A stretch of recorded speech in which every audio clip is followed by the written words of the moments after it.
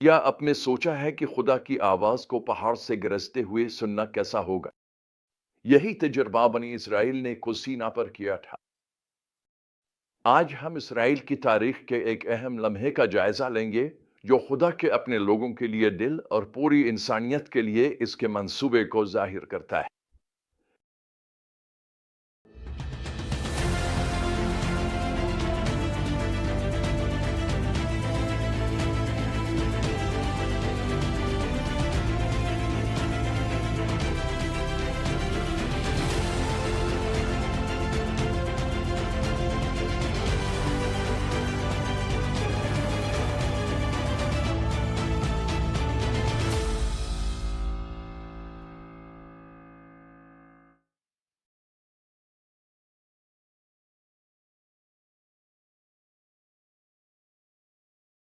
आइए खरूज 19 25 और गिनती 33 15 में देखते हैं कि खुदा बनी इसराइल को अपनी शरीयत देने की तैयारी कैसे कर रहा था।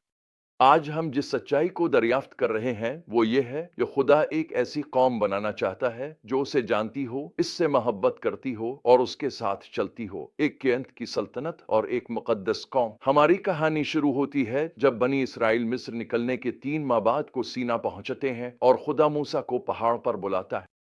जो वो कहता है वो अहम है। तुमने देखा कि मैंने मिस्र के साथ क्या किया और किस तरह मैंने तुम्हें उकाब के परों पर उठाया और अपने पास ले आया। अब अगर तुम मेरी पूरी फरमाबरदारी करोगे और मेरे अहद को मानोगे, तो सब कौमों में से तुम मेरी खास मलकियत बनोगे। तुम देख रहे हो यहां हो रहा। खुदा उन्हें याद दिला रहा है कि वो वफादार और कादिर है, और फिर वो उन्हें एक खास रिश्ते में शामिल होने की दावत दे रहा है। ये सिर्फ कवानीन की बात नहीं, ये एक ताल्लुक की बात है। खुदा अपनी तख्लीक के असल इरादे की तौसीक कर रहा है, एक ऐसी कौम रखने का जो उसके किरदार की अक्कासी करे और दुनिया में इसकी नुमाइंदगी करे।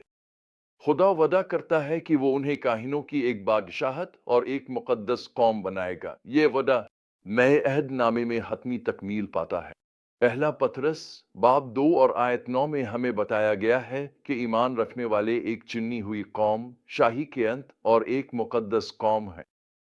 लेकिन अमली तौर पर मतलब क्या है? काहिनों की बादशाहत होने का मतलब यह है कि खुदा और दूसरों के दरमियान वास्ता बनकर काम किया जाए।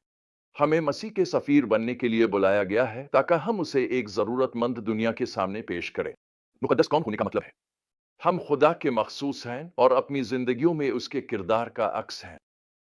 कई साल पहले दुनिया में उसके सफीर बनने की ख्वाहिश मेरे दिल में एक शदीद आरजू बन गई।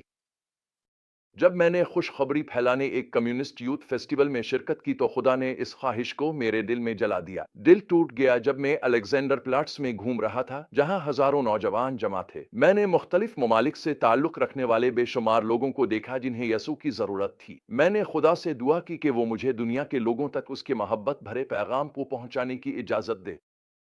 ये दुआ मेरी जिंदगी का एक फैसला कुन लम्हा साबित हुई। खुदा ने मुझे एक झलक दिखाई कि वो चाहता है कि तमाम कौमों के लोग उसके लिए मखसूस किए जाए। इसने मुझे छुआल बात की और मुझे एक रुया दी कि वो एक के अंत की बादशाही एक मुकद्दस कौम बना रहा है, और वो कौम जमीन की तमाम कौमों में से आएगी।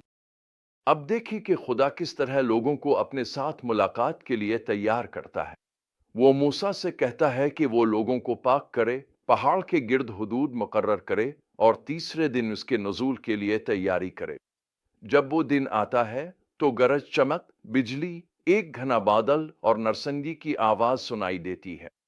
पहाड़ धुएं में लिपटा होता है क्योंकि खुदा आग में नाजिल होता है। हम इस क्या सीखते हैं? खुदा नाजिल होता है, वो मुकद्दस है, और उसके करीब जाना कोई मामूली बात नहीं। वो ताल्लुक चाहता है, लेकिन वो तज़ीम का भी तकाजा करता है। लोगों का रद्द अमल बहुत कुछ बता। वो खौफ से कांपते हैं और मूसा से कहते हैं कि वो उनकी तरफ से खुदा से बात करे। तो हम इस हवाले से क्या ले सकते हैं? माजी में खुदा की वफादारी हमें हाल में उसकी फरमाबरदारी के लिए हौसला देनी चाहिए। दूसरा, हमें के अंत की बादशाहत और मुकद्दस कौम बनने बुलाया गया है। हम दुनिया के सामने खुदा की नुमाइंदगी करें और उसके किरदार की अक्कासी करें। तीसरा, हमारा खुदा के साथ ताल्लुक कुर्बत और तज़ीम दोनों से भरपूर होना चाहिए। खुदा की ये ख्वाहिश कि एक मखसूस कौम उसकी हो, तमाम कौमों के लोगों को शामिल करती है।